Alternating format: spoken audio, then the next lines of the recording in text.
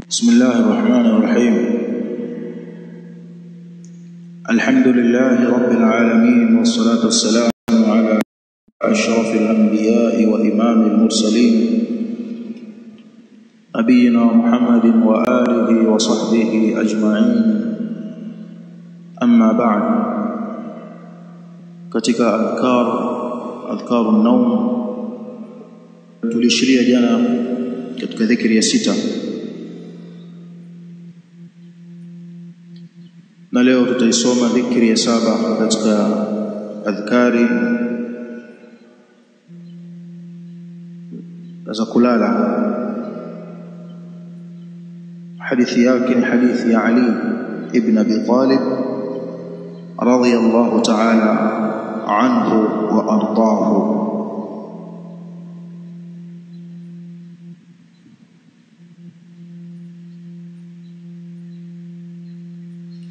قال النبي صلى الله عليه وسلم لعلي وفاطمة رضي الله عنهما، amesema Mtume sallallahu alayhi wasallam kumwambia Ali na Fatima. Ali bin Abi Talib na Fatima binti wa Rasuli sallallahu alayhi wasallam.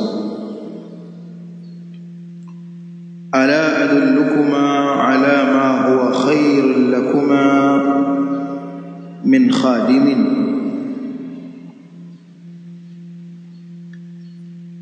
إذا أويتما إلى فراشكما أو أخذتما مضاجعكما فسبحا 33 واحمدا 33 وكبرا 34 فهو خير لكما من خادم. متفق عليه.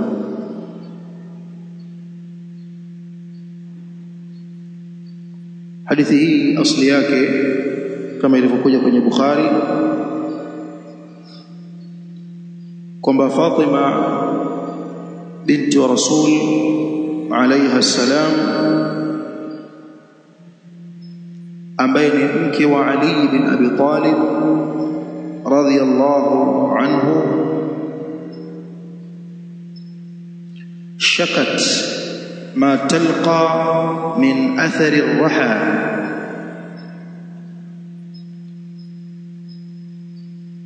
alishtakia yale anayoyapata katika athari ya vile vinu vyao vya zamani vya kusagia nafaka, jiwe na jiwe katikati wanaweka nafaka, alafu wanazungusha zile nafaka, zinapondeka kutengeneza unga. Hawakuwa na mashine hizi zetu za kileo za kusaga na kukoboa. Kwa hiyo yeye alikuwa akifanya hizo shughuli mama Fatima, kiasi kwamba akapata athari juu ya jukumu hilo katika mikono yake.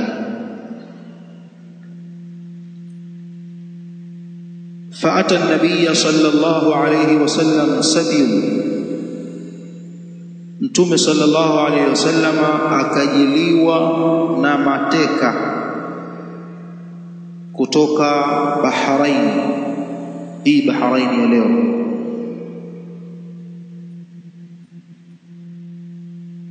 Ali bin Abi Talib anafahamu kipindi anachopitia mke wake, na akafahamu kwamba kuna mateka wamekuja kutoka Bahrain. Akamwambia mke wake ambaye ni binti wa bwana Mtume sallallahu alayhi wasallam, qad jaa Allahu abaki bisabiyin fadhhabi ilayhi fastakhdimihi. Allah amemletea baba wako ambaye ni mtume wa Allah alayhi salam mateka, nenda kwa baba wako ukamuombe katika hao mateka akupe angalau mmoja awe ni khadimu wako, mtumishi. Mambo kama haya ya kusaga nafaka, kusaga ngano, kusaga kadha, awe anafanya huyo khadimu, kama ilivyokuja kwa Imam Ahmad katika Musnad. Fantalaqat, akaondoka Fatima mpaka kwa baba yake, falam tajidhu, hakumpata. Yani kufika nyumbani mtume hayupo alayhi salatu wassalam. Fawajadat Aisha fa akhbaratha, akamkuta Aisha mama yake radhiyallahu anha, fa akhbaratha, akampasha habari Fatima, akampasha habari Aisha kwamba bwana, mimi napata tabu, tumepata taarifa kwamba mtume sallallahu alaihi wasallam kutoka Bahrain ameletewa mateka, ya laiti baba angenipa hata mmoja akanisaidia shughuli za nyumbani. فلما جاء النبي صلى الله عليه وسلم أخبرته عائشة بمجيء فاطمة. Alipokuja mtume sallallahu alayhi wasallam, Aisha akamjulisha juu ya ujio wa Fatima na shida zake. Fajaa an-nabiy sallallahu alayhi wasallam ilaina, akatujia bwana mtume akamjia au akamwendea Fatima pamoja na Ali nyumbani kwao. وقد أخذنا مضاجعنا, ilhali tayari tumeshachukua nafasi katika malalo yetu, magodoro yetu, tayari tumeshajibwaga vitandani. Fadhahabtu liaquma, nikataka kunyanyuka alipokuwa ameingia mtume sallallahu alaihi wasallam. Faqala, akasema, ala makanikuma, bakini papo hapo. Faqa'ada bainana, akakaa mtume sallallahu alaihi wasallam baina yetu, baina yangu na Fatima, katikati akakaa na mtume mahala. Hatta wajadtu barda qadamayhi ala sadri, mpaka nikahisi ubaridi wa nyayo zake mbili juu ya kifua changu.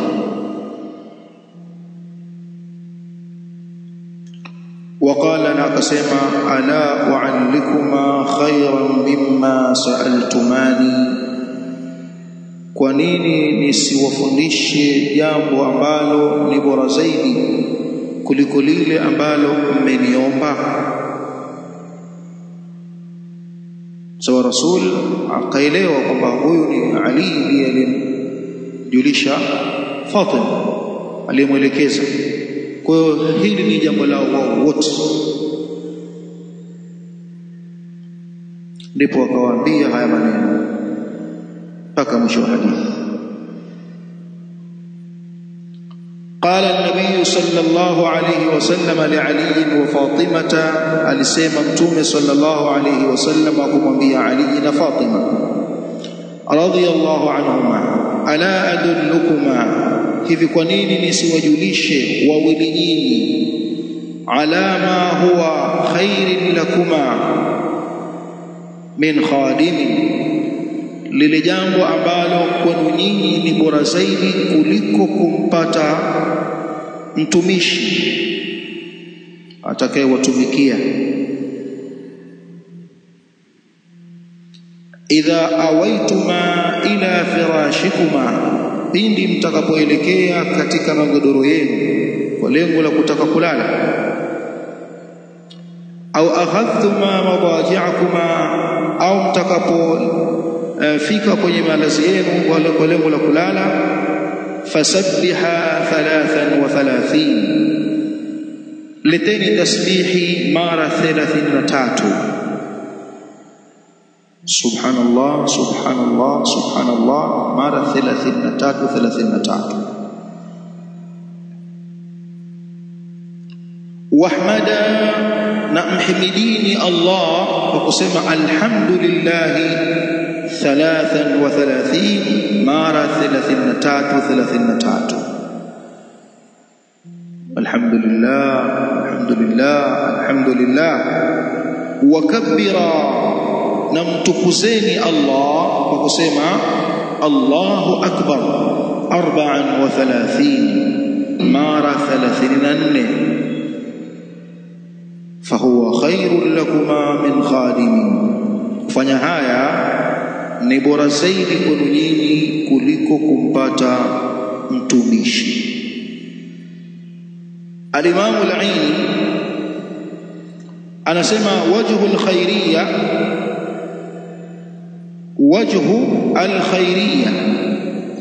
mtume anamwambia ni bora kuliko kumpata khadim.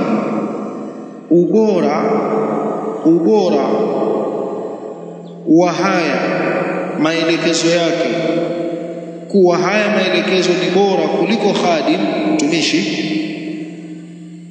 Imma an yurada bihi annahu yataallaqu bil akhirah, imma maana yake anakusudia bwana mtume sallallahu alayhi wasallama kwamba jambo la kuleta hizi adhkari, tasbihi, tahmidi na takbiri, imma anakusudia ya kwamba mambo haya yanafungamana na akhira. Wal khadim, na mtumishi wanayemhitajia bidunia, hufungamana na mambo ya kidunia, wapunguziwe kazi za kidunia. Wal akhiratu khairun wa abqa, ukitaka kuleta uwiano baina ya hili ambalo linafungamana na akhira na hili ambalo linafungamana na dunia, lipi ni bora zaidi? Lenye kufungamana na dunia ambayo inakwisha, au lile ambalo linafungamana na akhira ambayo ni bora na ni yenye kubakia? Jawabu ni hili la mwisho, kwamba lile ambalo linafungamana na akhira ambayo ni bora na ni yenye kubakia ni bora zaidi kuliko hili la kilimwengu. Kama ndio hivyo, basi hiyo ndiyo maana ya kauli ya mtume sallallahu alaihi wasallam, fahuwa khairun lakuma min khatim. Hizi adhkari niliyofundisha ni bora zaidi kwenu kuliko kunitaka niwape khadim. Tumeelewana vizuri hapo? Wa imma au an yurada binisbati ila ma talabatuhu bi an yahsul laha bisababi hadhihi al-adhkari quwwa, au tuseme hivi, kwa mnasaba wa ombi la mama Fatima kumuomba mtume sallallahu alayhi wasallam, kwa maana Fatima anachoka, kwa anataka apate mfanyakazi atakayemfanyia huduma na kumtumikia. Basi mtume sallallahu alaihi wasallam akamfundisha adhkari hizi ili apate nguvu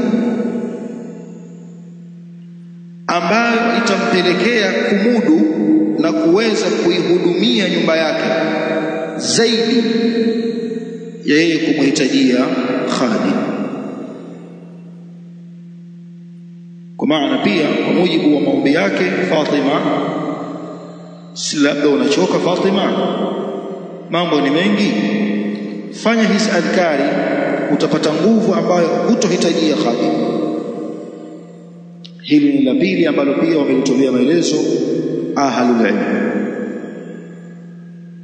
Jumla ya yote, kupewa khadimu wao na kupewa haya maelekezo ambayo yanatija na wao kwenye akhira yao, bila shaka kwamba hili ni bora kuliko lile la mwanzo ambalo wao wamelihitaji. Tumeelewana hapo vizuri? Na hadithi hii wamejengea hoja baadhi ahli ilmi ala wujubi khidmati almar'ati li zawjiha, juu ya wajibu wa mwanamke kumhudumia mume wake. Wajibu mwanamke amhudumie mumewe kwa mujibu wa hii hadithi.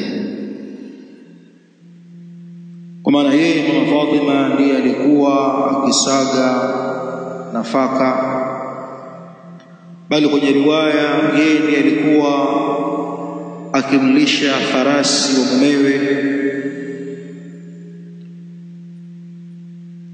sababu baadhi ya watu husikika wakisema kwamba mwanamke hana jukumu hilo. Yeye mwanamke kazi yake ni kupaka tu hina na kulala, kupika, kufua nguo za mume wake, hili sio jukumu lake. Baadhi ya watu husikika wakisema haya.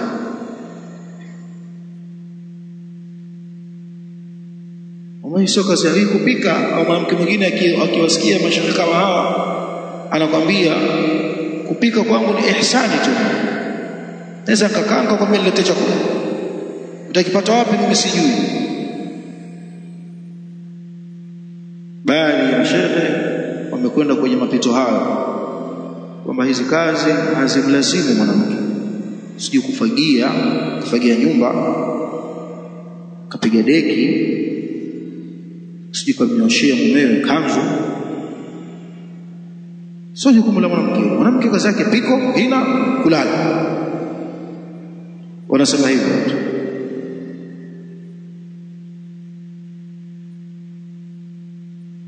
Hawajui wanawake.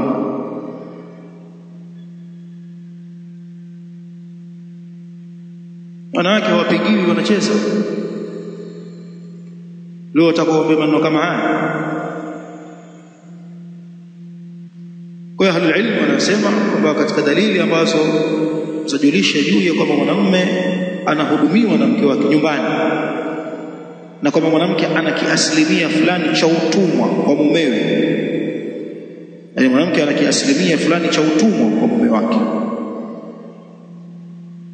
Mume wake ni sayyidi wake, ni bwana wake, anamhudumia. Na nyumba ambayo itakaa katika mkao kama huu, mke anamhudumia mume wake, kiingia kumvua viatu, kumpokea mzigo, pole mume wangu. Hii nyumba inakuwa nyumba ina mahaba, nyumba ina upendo. Kile umeingia na jizigo lako, sima lake sio, yani sio jukumu lake mwanamke kuja kumpokea. Yule kakaa mnyosha miguu, angalia TV,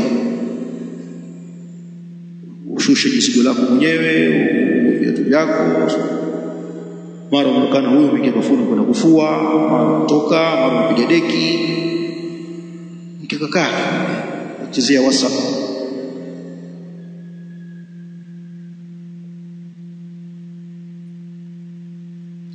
Lakini pia hii hadithi ndani yake kuna fadhila za at-tasbih wa at-takbir wa at-tahmid, bora kwa maneno haya subhanallah, alhamdulillah, Allahu akbar, kabla ya kulala, ili alale Muislamu akiwa amemshukuru Mola wake subhanahu wa ta'ala.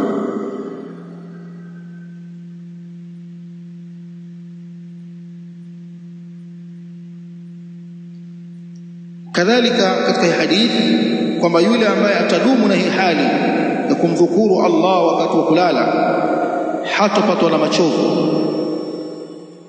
Kwa nini? Kwa sababu Fatima radhiyallahu anha alishtakia tabu, machovu anayoyapata kutokamana na kazi azifanyazo. Mtume sallallahu alaihi wasallam akamwelekeza kuna jambo hili.